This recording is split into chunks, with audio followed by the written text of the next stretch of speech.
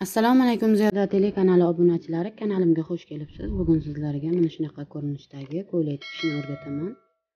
Bu fasonimiz yengi peshni ketgan va etagi solnishga ketgan fason. Unda boshladik. Birinchi navbatda materialimiz milk qismini olib tashlaymiz.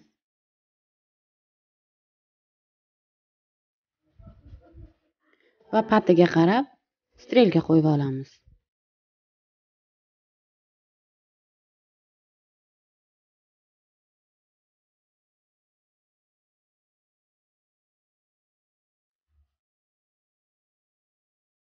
Endi burchak qilib taxlab olamiz. Burchak qilib taxlaganimizda mana shunaqa strelka tepaga bo'lishi kerak. Bel aylanasini to'rga bo'lib 1 sm qo'shib olamiz.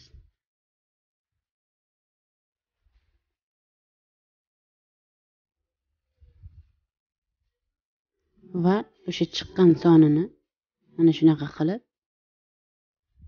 aylantirib chizib olamiz.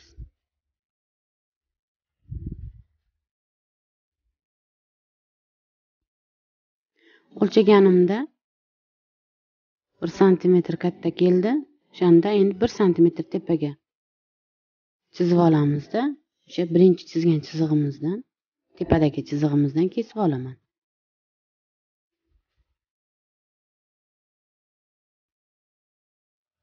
Endi kofta qismimizni chiqarib olamiz. Birinchi kofta qismimiz 35 sm, ko'krak tagidan podgrud ketgan ko'ylak bu. 35 sm-ni mana shu chiziqqa qo'yib olib, ko'ylak uzunligimiz 1 metr, 98 sm, 1 metr qilib oldim choki bilan.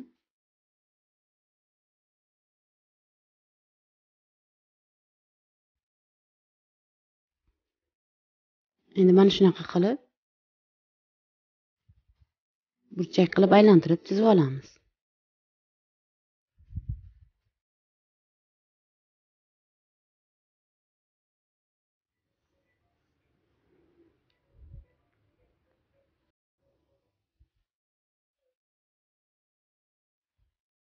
Chizib olganimizdan keyin buni kesib olamiz.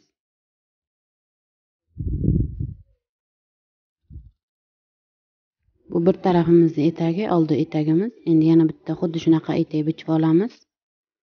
Orqa etak bo'ladi u. Mana ikkita etagini ham bichib oldim. Endi kofta qismini bichishimiz kerak. Kofta qismini bichishimiz uchun ko'kragini razmerini 4 ga bo'lib olamiz.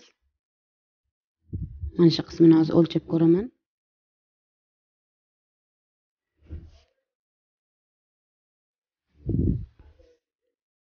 Ko'kragini razmeri mana shunaqa qilib o'lchab olamiz. 4 ga bo'lganimizda va 2 sm qo'shib olganimizda mana shu razmerga sig'ishi kerak. Endi yelka kengligimizni 2 ga bo'lib olamiz va 1 sm qo'shib olamiz. Qanaqa razmer bo'lishidan qat'iy nazar. Endi yelka o'yindimizga 7 sm o'yardim. To'rtburchak bo'lgani uchun 9 sm o'ydim. 9-10 sm.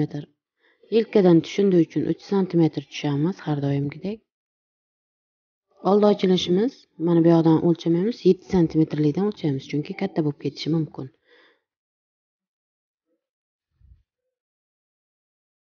Va mana shu oralig'i necha bo'lsa, o'shani 1 sm qisqaroq qilib pastki tarafini o'lchab olamiz.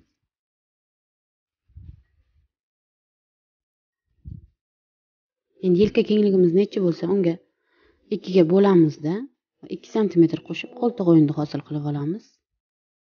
Qo'ltiq o'yini chizganimizcha mana shu yelka tushundidan chizishimiz kerak.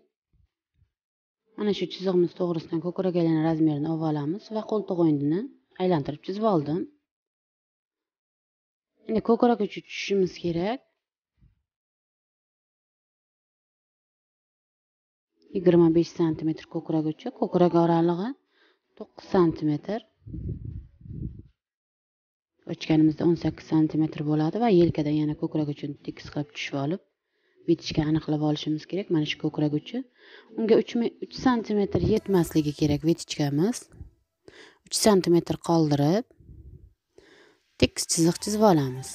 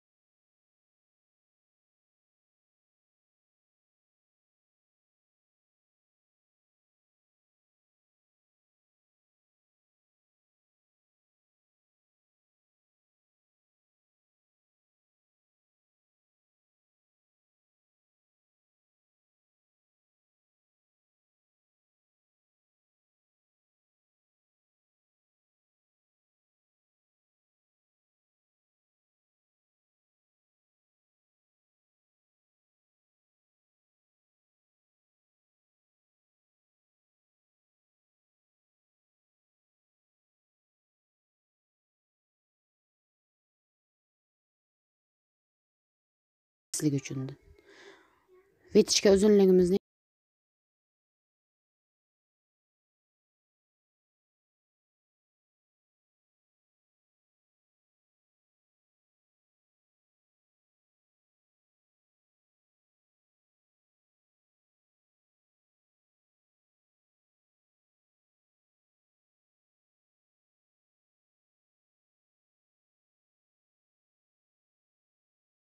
oldidan yana bir astarligimiz uchun xuddi shunaqa bichib olishimiz kerak.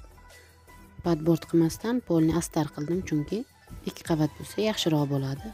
Oldi to'rtburchak bo'lgani hisobiga 2 qavat qildim, chunki materialimiz ham yuqa. Cho'ziladigan qattiq material bo'lganda padbord qilsak bo'lardi.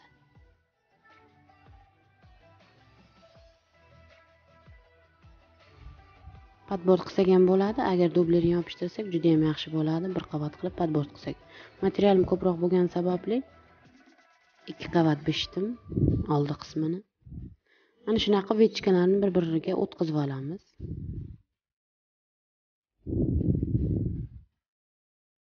Mana oldimiz tayyor. Orqamiz 1 qavat bo'ladi. Endi unga padbord qilib olamiz. Padbord qilishimiz uchun xuddi shunaqa 2 ga buklab, yelkani tekis qilib, yelka o'yini va yelka kengligini mana shunaqa kesib, ixtiyoriy kenglikda padbord qilsak ham bo'ladi. Vetichkalarni o'tkazib olamiz ikkinchi tarafga. Mana padbordimiz. Padbordni yana bir bor aytib o'taman, mana shunaqa qilib o'lchagan vaqtimiz kichkina yoki katta bo'lib qolmasligi kerak, bir xil bo'lishi kerak. Iloji boricha orqa kengligimizdan oldi kengligimiz ozgina kichkina bo'lishi kerak, chunki tikkanda orqa tor bo'lib ko'ylakni oldi ko'tarilib qolishi mumkin. Endi yeng bichishimiz uchun 14 cm chiqarib tashlab, yeng uzunligimizni olamiz. 62 cm oldim va tom qismimiz uchun 15 cm tushib oldim. Bilak aylanasini 2 ga bo'lib 6 cm qo'shib oldim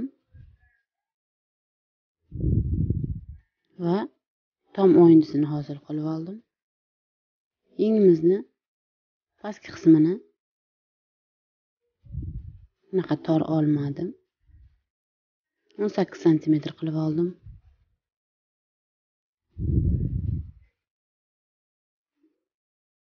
Va yengni bichib olamiz.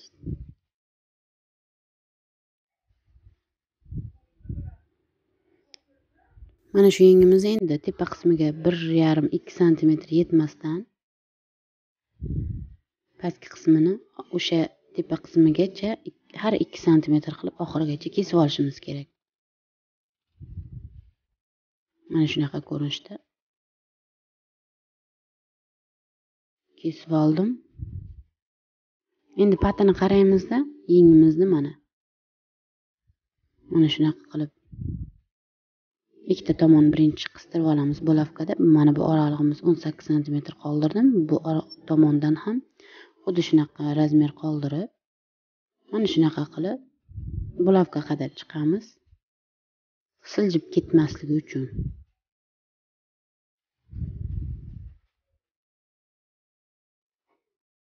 Yengimizni o'rta qismini topib olib, mana shunaqa qilib bulavka qadab oldim va chizib oldim. Mana endi yengimizni bichib olishimiz mumkin. Yengni bichib oldim.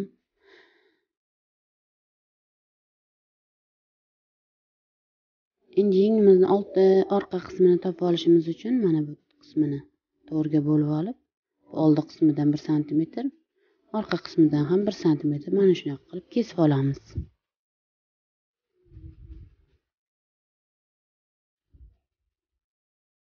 Mana yeng qismimiz ham tayyor.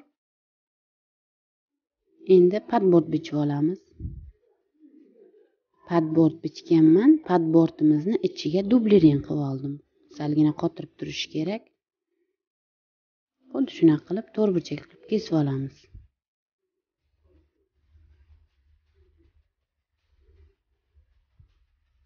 Padbord kengligimizni 7-8 cm qildim. Undan ham ko'proq qilishlaringiz mumkin.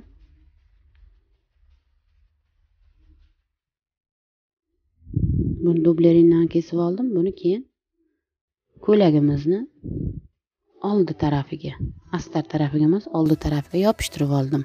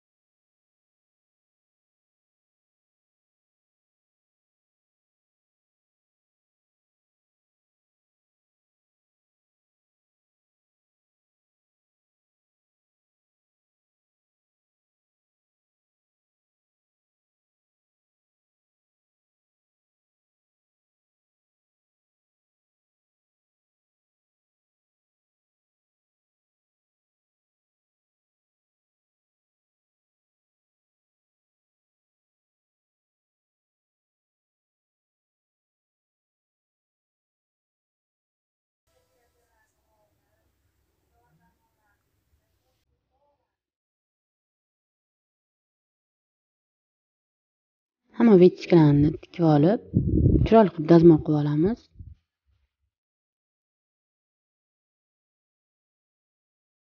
Mana oldi qismini ham, sar qismini ham vechkalarini tikib oldim. Endi orqani vechkalarini tikib olamiz.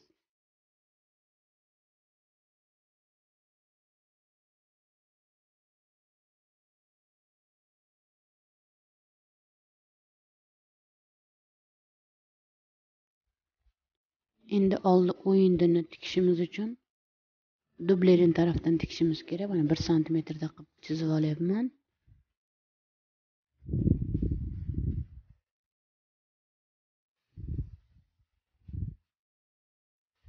Mana shunaqa qilib tekis qilib chizib, mana burchak qismiga kelgan vaqtimiz ignani chiqarmasdan tikamiz. Sababi to'rtburchak bo'lib chiqadi.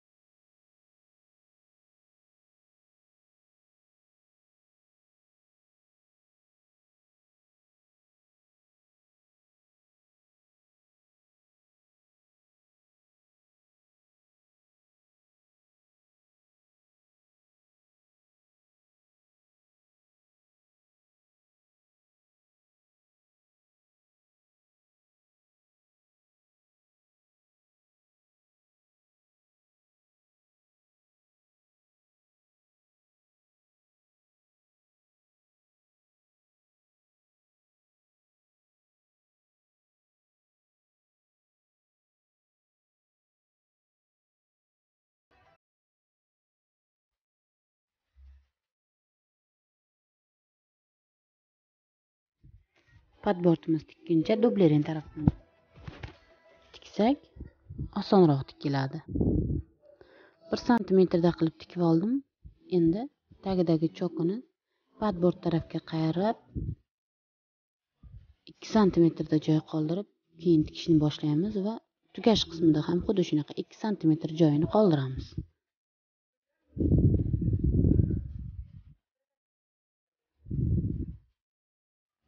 Mana oldi orqa qismimiz tayyor bo'ldi. Endi oldimizni astariga qo'shib tikib olamiz, ikkita yoni va tagini.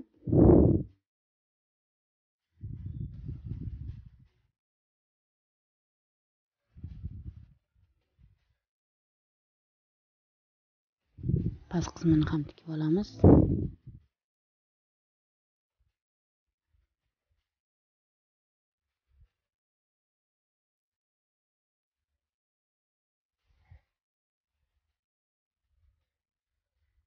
Endi etaklarni qo'shib olishimiz kerak.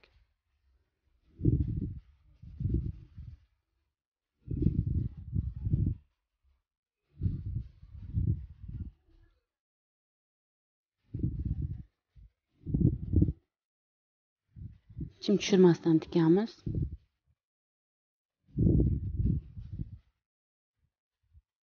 Chim tushirish kerak bo'lsa, etagini kengroq olish kerak. Bel razmerini emas, undan kengroq olishimiz kerak. Mana endi orqasini orqa etakka qo'shib olamiz.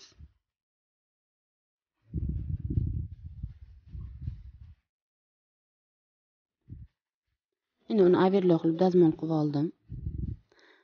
Qo'shishimiz kerak ikkita yonini, chokiga to'g'rilab tikamiz. Bel choklarimiz to'g'ri kelishi kerak.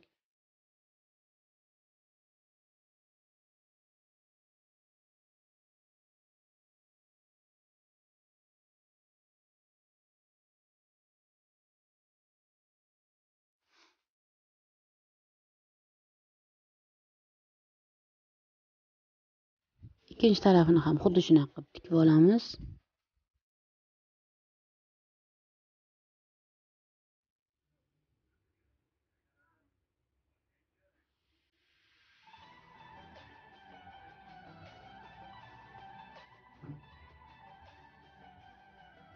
Endi ikkita yonini overlock qilib, etak qismini ham overlock qilib olamiz. Overlock qilib oldim. Mana etagini endi 1 santimetrda qilib buklab olamiz va ustidan tikib olamiz.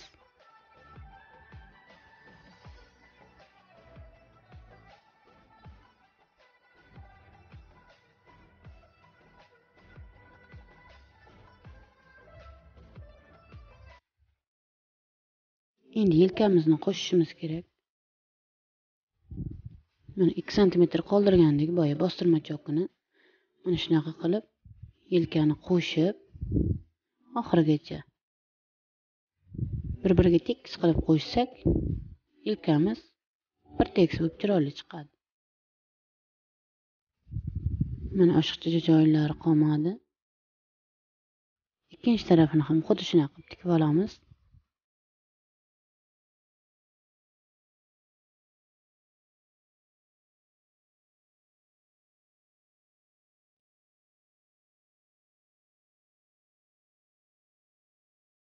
Endi mana faqat yeng qismimiz qoldi. Yeng qismimizni tikishimiz uchun pastiga to'g'richoq tikib olamiz va zborkaga tortib olamiz. Chim tortib olamiz unga.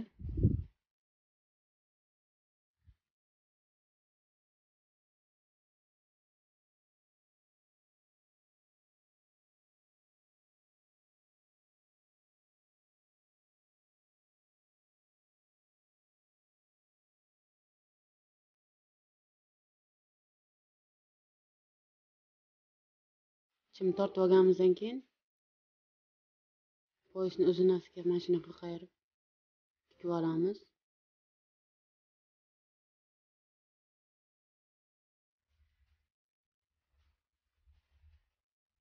Va orasini ochib dazmol qilib olamiz.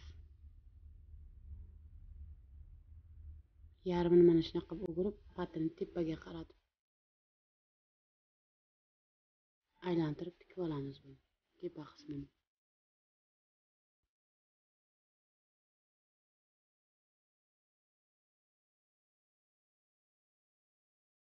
Endi yengimizni mana shunaqa qilib yonini qo'shib olamiz.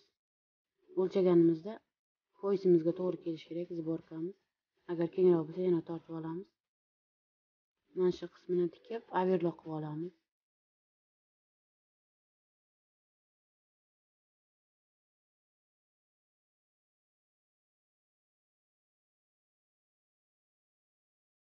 Overlock qilib oldim. Endi manjetni bu yengni ichiga kirgizib olib, patiga qaraymiz birinchi navbatda. Aylantirib, poyez tarafdan emas, yeng tarafdan tikib olamiz. Agar kengroq kelsa, sborkani yana tortib olamiz.